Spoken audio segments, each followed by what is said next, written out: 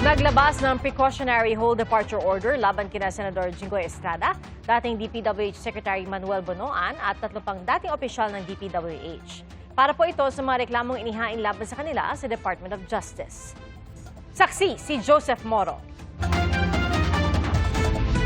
Sa utos ng Manila RTC Branch 52, naglabas ng precautionary hold departure order laban kina Senador Jinggoy Estrada at 4 na dating opisyal ng DPWH.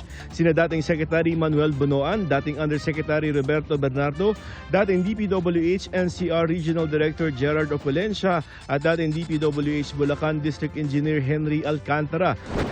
Para yan sa reklamong plunder, paglabag sa Anti-Graft and Corrupt Practices Act at direct bribery and receiving gifts by public officers na nasa preliminary investigation stage sa DOJ.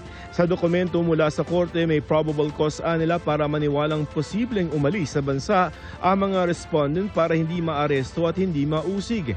Note that this does not mean that the pending cases for plunder before the DOJ have already been resolved. Kaya po siya precautionary hold departure order. Ibig po sabihin yan na bago pa po ma-file formally yung kaso in court, nag-issue na yung judge or this Branch 52 RTC Manila of the order anticipating that the respondents in these plunder cases pending before the DOJ may evade arrest. Sinisikap pa namin makuha ang reaksyon ng mga nasa HDO. 3 sa kanila ang state witness na sa investigasyon sa flood control project, sina Bernardo, Opulencia at Alcantara. Si Bonoan naman naghain kanina ng counter affidavit para sa reklamong plunder bago lumabas ang precautionary HDO ng korte. Napaaga ang paghahain ni Bonoan kaya natanong siya ng media kung pupunta ba siyang Amerika kung saan nagpapagamot ang kanyang misis. Planning po only for the US po ba? We'll see, yes. Kailan po alis niyo, sir? Hindi pa ko alam eh. I'm waiting for the advice. Nakapagpaalam na kayo? Yeah, nakapagpaalam kami. Payag naman po. Yeah. Payag na po, sir? Yeah. Inaalam pa sa DOJ kung kumpirmado ang mga sinabi ni Bonoan.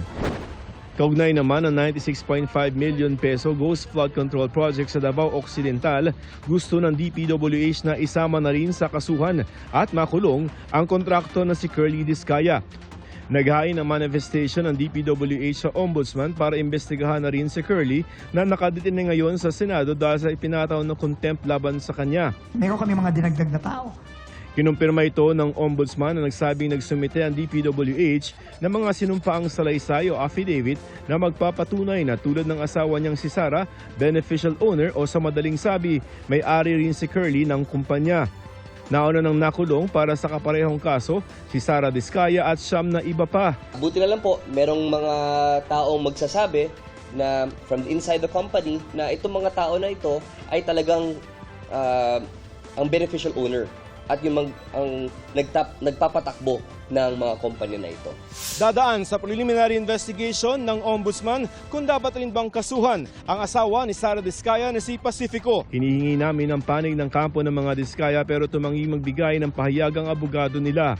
Para sa GMA Integrated News, ako si Joseph Morong, ang inyong saksi. Mga kapuso, maging una sa saksi. Mag-subscribe sa GMA Integrated News sa YouTube para sa iba't ibang balita.